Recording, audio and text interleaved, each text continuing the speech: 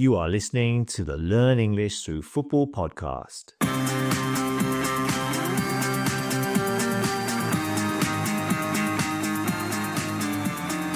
Hello everyone and welcome to the show for all those who love the beautiful game of football and who want to improve their English language skills. My name is Damon and I hope you're all well and enjoying some good weather like we still have here in London. I wonder what the weather is like in Tokyo, where the other member of the Language Caster team, Damon, is based. But more to the point, I wonder how Damon is feeling after his favourite team, Liverpool, won the Premier League title last weekend. Remember, that was Liverpool's 20th title, a record-equalling 20th title. And this phrase was featured in our weekly football expression on Monday. Damon, how are you doing? Hi, Damien. Well, the rain today can't dampen my mood after Liverpool sealed the title with a Language Caster derby win last Sunday. Now, I can enjoy the last 4 games and start reviewing all the high points of the season. We were fortunate to have a much-changed Spurs side to play against us. It looks like resting some of your key players paid off. You had a great result in the Europa League, didn't you? Yes, Damon, we did. And of course, congratulations to Liverpool on winning the title. I'm not so sure about my team, Tottenham. We did win 3-1, but the trip to Norway on Thursday will be a tough one. Fingers crossed that they can make it to the final. Hola a todos, estáis escuchando languagecaster.com. Yes, you are listening to Language Caster, and that message was in Spanish. And we are going to have more stingers or messages throughout the show in different languages. So which languages can you recognize? Don't worry if you don't know them, we'll give you the answers at the end of the show. Here's another one to get you started. Esteu escoltant languagecaster.com. Right, what do we have on today's show? Well, we have a packed show with lots and lots of football language. We'll be looking ahead to some of the big games this week, and in particular, the Champions League semi-final second legs. We'll also be hearing from Damon as he talks about Liverpool's 20th league title win. We'll ask him to describe the season in 3 words.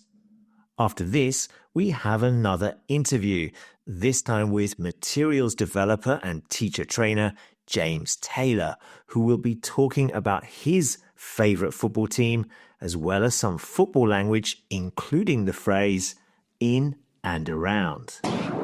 Hi, my name's Izzy. I'm a fan of Dulwich Hamlets FC, and you're listening to languagecaster.com. Now, I was lucky enough to be in Spain last weekend, where I watched the Spanish Cup final between Real Madrid and Barcelona on TV with some friends. Let's take a quick listen to a friend of the podcast and a very good friend of mine, Fran, who is based in a rather windy Malaga, with his pre-match Copa del Rey final prediction. You can never rule out Real Madrid because we know what Real Madrid is capable to do. Right, give me a quick score. I will say, even if I say that Barcelona is going to win, I will go, for a draw, any draw, 1-1, 2-2, and then, probably a decider in penalties. Fantastic. Thank you, Fran. Not bad at all, Fran. The game did finish 2-2 after 90 minutes, and it looked like the final was heading to penalties until French international Jules Koundé scored the winning goal. It was an amazing game full of excitement and tension, red cards, great goals, an overturned penalty, extra time, and that wonderful winning goal from Barcelona's French defender Koundé. Here is what the BBC report said about the goal. Jules Koundé lashed in an extra time screamer as Barcelona beat Real Madrid to win the Copa del Rey in a remarkable Clásico in Seville.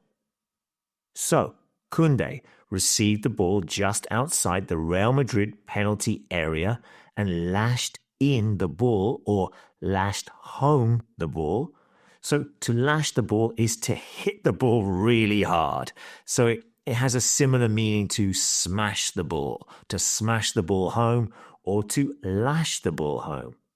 Koundé hit this ball really hard and it went in the net past the Real Madrid keeper Courtois. A great strike from the French defender, a screamer, and well done to Barcelona, who are still on for a treble: La Liga, Copa del Rey, and the Champions League. Acute languagecaster.com.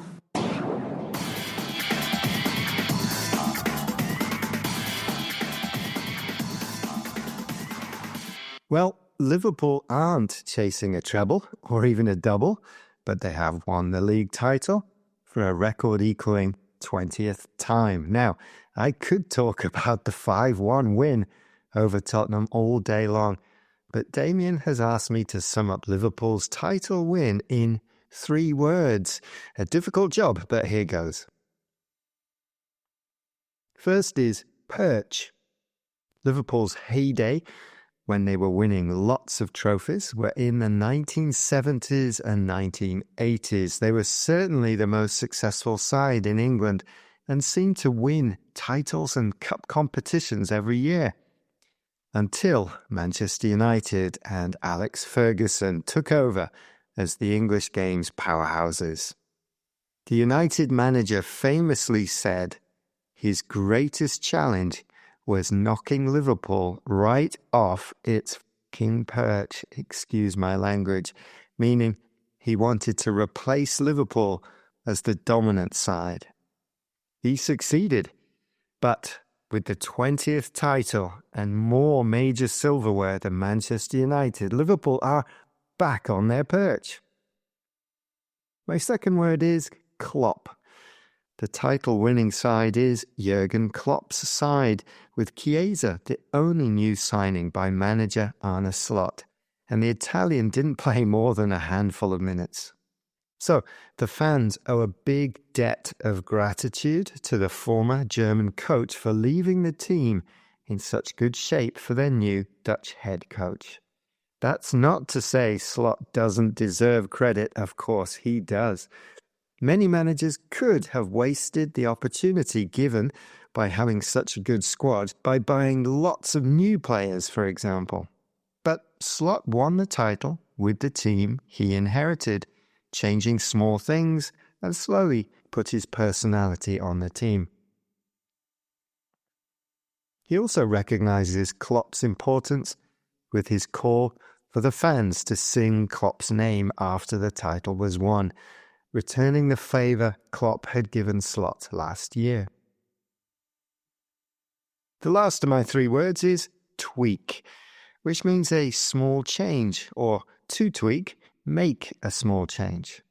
As I said, Slot used the same team as Klopp did last year, but he made small but effective changes. He tweaked the team rather than make big changes. For example, he played Ryan Gravenberch as a holding midfielder, whereas last year, Gravenberch was in and out of the team, mostly as an attacking midfielder. Gravenberch has had an excellent season and has played every league game so far. He allowed Salah to focus on attack and to not defend as much. He was rewarded with 28 goals and 18 assists from the Egyptian forward. He played Trent and his replacement Bradley as more traditional fullbacks, rather than allowing Trent to roam into midfield. These are just a few examples of successful tweaks that quietly changed Liverpool into a more controlled team while still being dangerous on the attack. They are top scorers and have the second best defensive record in the league. So, perch, Klopp and tweak are my 3 words for Liverpool's title-winning season. I wonder what Damien thinks of those choices.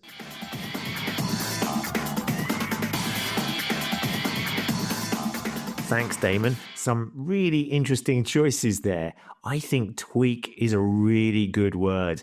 This idea of making small but effective changes is a really good one that the Dutch manager of Liverpool, Arne Slot, as you said, did really well over the season. Well done again to Liverpool.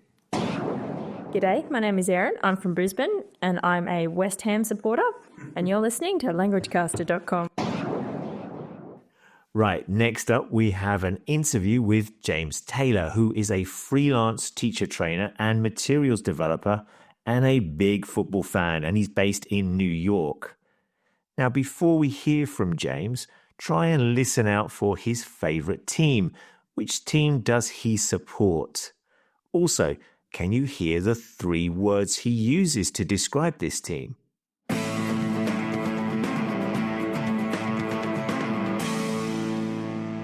Right, on today's show, we have a very special guest from New York, James Taylor. Hello, James. Hi, Damon. It's lovely to be here. Good to hear from you, and thank you for coming onto the show. Now, James is a materials writer, teacher trainer, and project manager for Active Education. James, can you tell us a little bit more about that? Yeah, sure. So I do a lot of different things. I'm a freelancer, basically. So I am hired by different companies to write materials for them, mostly. I don't actually teach right now. I also do the occasional bit of teacher training.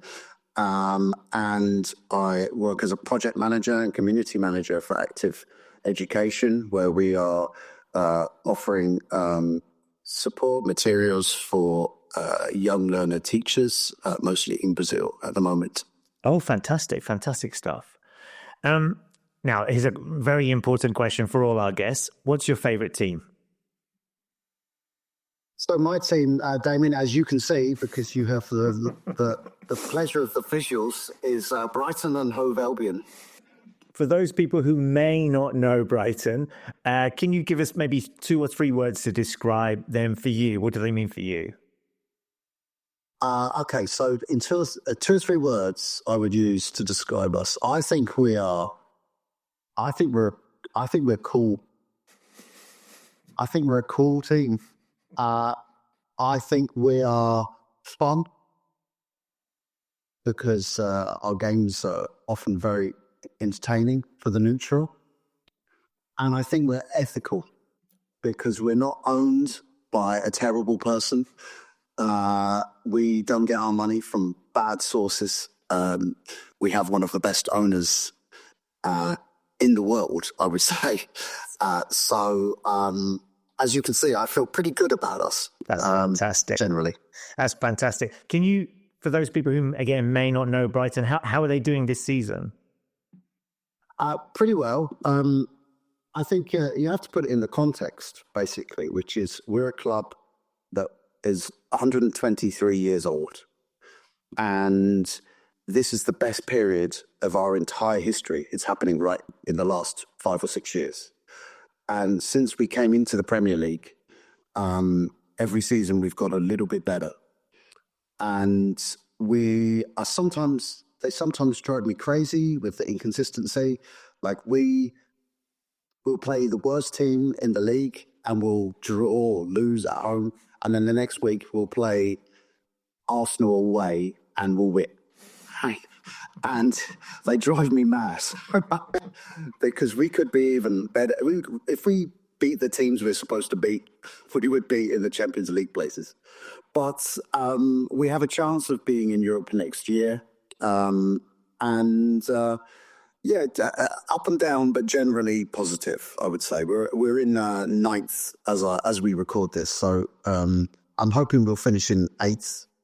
And get that Conference League spot because I think we could win the Conference League. And I have never seen us win a cup. Je luistert naar languagecaster.com. So, James is a Brighton fan. Can you remember the 3 words he used to describe his club? That's right, cool, fun, and ethical. If you were describing your favorite team, what 3 words would you use? We have a forum on this topic, so join in the conversation and let us know. Now, next up, James talks about a football cliche, which he finds a little weird or strange.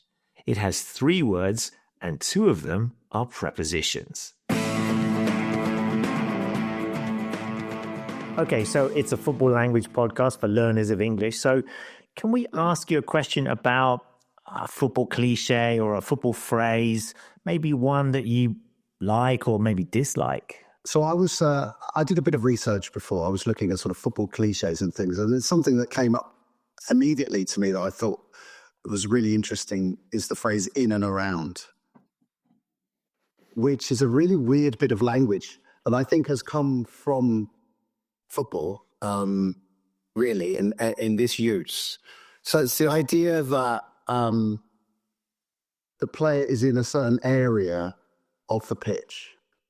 And so quite often I think it's used with the penalty spots because that's where goals are likely to be scored. And I think for language learners, prepositions in English are famously difficult, right? And then you hear an expression like this and you think, well, what chance do they have? Because you're not in the penalty spot. That doesn't make any sense. You're in the penalty box, but you can't be in the spot. Makes no sense. And how can a person be around the penalty spot? They can't be around unless they sort of lie down and wrap themselves. Neither of those prepositions make any sense. And so I just find football fascinating because it has so much language that is invented around it that and I just think that's one of the examples. And so do I like it? No, not really.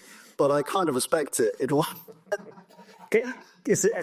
creativity is amazing. It's a fantastic example. Can I ask a question here? I mean, if you heard that phrase, you listened to it on the radio, you'd know exactly where the player was.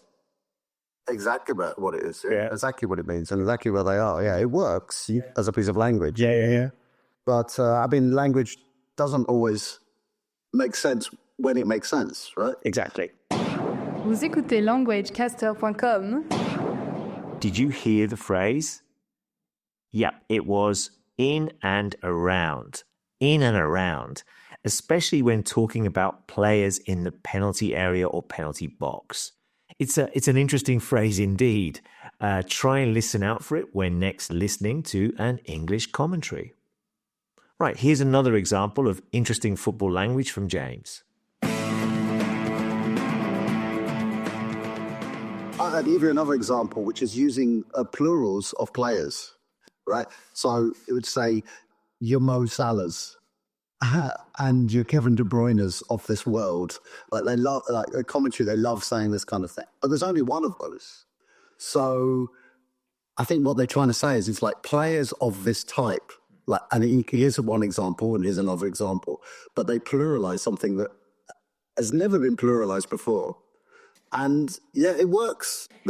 I mean, I would say that this is probably not something I would teach my learners, but maybe if they're really into football, then it might help them to, and they hear things in English, they say, understand but don't use.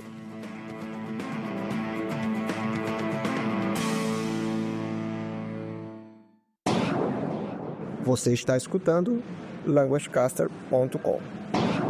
That was great. Thank you so much to James for that. Have you ever heard of any of the examples he gave in English, or indeed an equivalent in another language that you know? If so, let us know. Drop us a line here at the Learn English Through Football team. We've also posted some contact details for James, websites, Instagram pages, podcasts that he has on our post here at languagecaster.com. My name is Hülya Sucur. I am one of Beşiktaş fans. You will listen to languagecaster.com. Okay, next up we have our predictions section with Damon, and we are going to focus on the second legs of the Champions League semi-finals, both of which are still in the balance after some amazing first legs.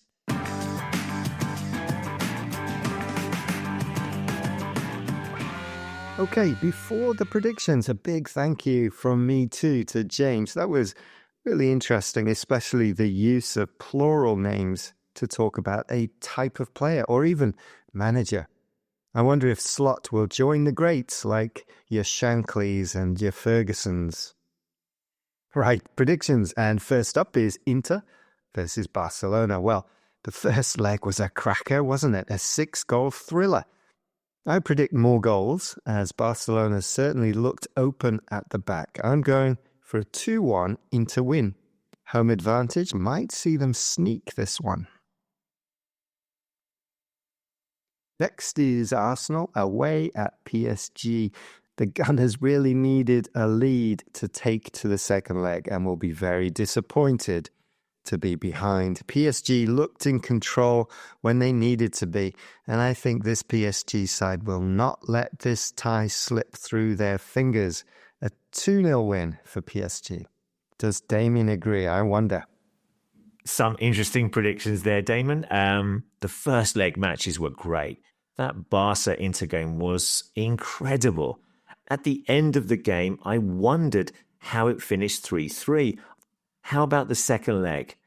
Well, I reckon Inter will have the experience and the physical strength to hold on in front of their home fans. But Barca have Lamine Yamal. So 3-2 for Barca. As for the other game, I don't think Arsenal will come back. They were outplayed by PSG, and I expect the French side to win 2-1 and go through to the final. Now, we also asked James before the first legs of those semi-finals which team he thought would win this year's tournament, and here is what he said. And so the obvious kind of standout candidate is not there. So I think PSG have probably looked like the strongest team so far, but of course they have a famous record of bottling it. I have a sneaky feeling for Inter Milan. I think they've been sort of quietly, very efficiently going through this competition, and I've been quite impressed with them. If I have to choose, I'm going to choose them because I really don't know.